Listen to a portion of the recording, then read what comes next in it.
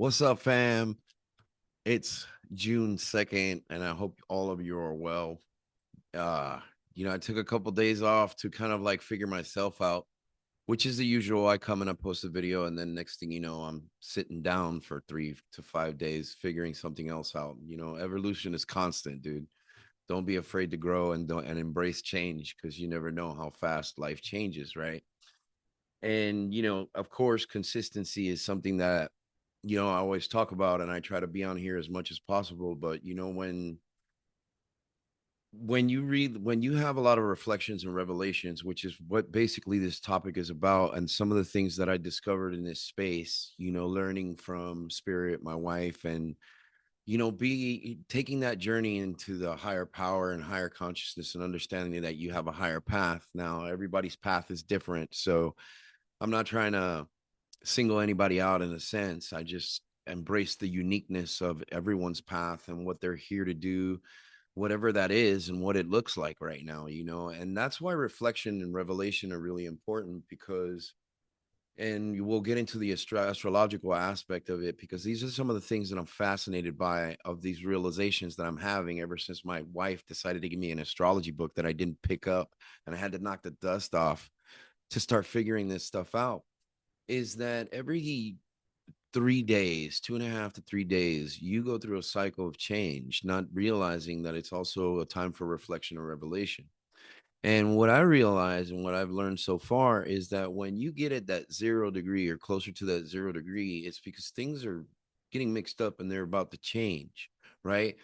And that's where revelation literally comes from, because the reflection of being in that kind of like 3 day zone, it's like a hump or kind of like downward spiral. If you get hung up in the energies, not realizing that these things, that the moon is changing constellations every 3 days, it's changing signs, and therefore the moon and that sign represent an energy that we're all literally kind of like succumbing to in one way or another. We're not realizing that we have an opportunity to embrace one of God's many gifts that have been placed upon us, and utilize the tools and help kind of like keen really, really sharpen and hone your awareness to make beautiful decisions in your life and be able to create momentum like you've never done before, in a very honest and truthful way. You know what I'm saying? Not having to push anything, allowing the momentum to take you, knowing when to go forward, knowing when to push back, knowing when to kind of like hold off, knowing when to not to do anything at all. You know what I'm saying? The spirit is using the term void. And your astrological placements, depending on where they are, have a high influence in that. So, you know what I'm saying? Everybody has a shitty day, but they never know why, right? And this is kind of like the context that spirit gave it to me, is that you can, shitty days don't have to be rainy days. They can be sunshine. It's about having a positive aspect when we're exploring or we're encountering the negative aspects of life, or the realizations that we are having within those time frames. Now every planet represents a cycle, right? Whether it's 264 years, whether it's 3 years, whether it's two, whatever, everything represents a cycle of life for you, especially when it comes full circle. You know what I'm saying? So it's like another way of showing grace, gratitude, and awareness for you, understanding when your clock got started and how those cycles, loops, and patterns have you encountered in your life. And one of those things that you actually realize now, that you've heard this, or you've heard this before, and you're paying attention, and you resonate with the message of understanding and being more self-aware, regardless of where you're at, and you're realizing your spiritual self. My wife has said, folding maps in hand, and literally spirit gave me a map with stars in it, and I believe that that was kind of like my next path of awareness, my next path of ascension, and realizing that everything, not only is everything energy, but how connected you are to these energies and the influences that it places upon us, right? you know, which is part of our discernment. You know what I'm saying? Anybody that lives a spiritual life, or has dedicated it to live a spiritual life, or dedicated to become a spiritual person, understands that we have to work by the laws and the rules and the rhythms of the universe, right?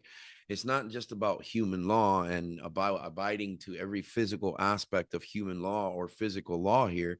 It's about being able to go above yourself and achieve that knowledge and wisdom, and realize that it came from out there, because you're basically in the womb, right?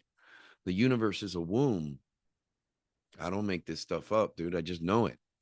You know what I'm saying? So I just want to tell you that. So when you realize that you are in the womb of the creator, the womb of God, whichever way you want to say that, um it allows you to embrace that understanding in succession. Like it's more palatable. It's like, and then, some people don't even do their fucking horoscopes. They're like, that's a bunch of shit. You know what I'm saying? So my dad used to be one of those, dude. We'd pick up the Sunday paper. He's like, don't read that shit. It's not good for you. And then, here I am at his age that he probably told me that it wasn't good for me, realizing that this is fucking great information, dude. You just got to learn how to read it. You know what I'm saying? So that's the beauty of the spiritual path, is you're always evolving, you're always growing, you're always learning about these cycles and patterns and loops in your life. A lot of it could be fucking erased by trauma healing, not realizing that, hey, it was your time to heal. Look at the planetary alignments, these all these things, and you lined up at this exact point to have this experience, to be set free, to have a revelation, to embrace a reflection about yourself. You know what I'm saying? So it's like you see the importance of it, you see the logic in it, right? But you also see that there's an emotional value, because now it takes your passion and points it away from the shit that ails you and helps you try to understand what's happening to you when those things are ailing you. Ooh, I love spirit. So my point of the reflection revelation, I believe what spirit is trying to say here, is that we have to pay more attention to ourselves, because we are our own guia, is what my ancestor said. We're all our own guidance. I think it's my grandma. Okay, hi grandma. So I love you a lot. Anyway, so I just wanted to say that, because being able to communicate with spirits and actually having my ancestors around me and communicating with my ancestors is a very beautiful thing. For those of you who are grieving a loss, just understand that it does get better. For those of you who are highly intuitive, psychic, you know what I'm saying, pray.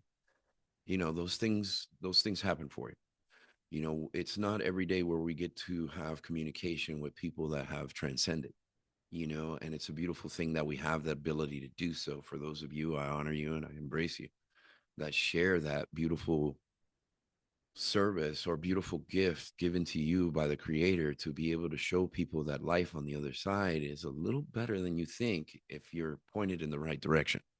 You can't have one without the other, fam. I'm not going to get into it. I'm going to stay on the loving, joy, compassionate side of things, not necessarily the morbidity or the harshness of the truth, even though I'm not watering it down. I just don't, I'd rather keep the conversation on a lighter note. And here we are with distractions, which is a very beautiful thing. So I'm going to give that a moment and take a pause here. And we turned left, which is great. So, when it comes to the realizations that you're in the spirit realm, you're in the womb of the universe, you kind of take things a little bit lighter when it comes to taking things personal. And I strongly advise that, practicing reflection, practicing revelation, practicing a meditative state where you just don't have to think about nothing. Just let your mind do whatever the fuck it does and be the observer that you're meant to be, because, believe it or not, it's your consciousness that is observing this experience. And that's why you can hear the thoughts in your mind. I'll leave it with that, because that's something to ponder, to reflect, and have revelation on itself. So you're welcome. So before the distraction comes back, much love to each and every one of you. Have a beautiful and blessed day, fam. Take care. Peace.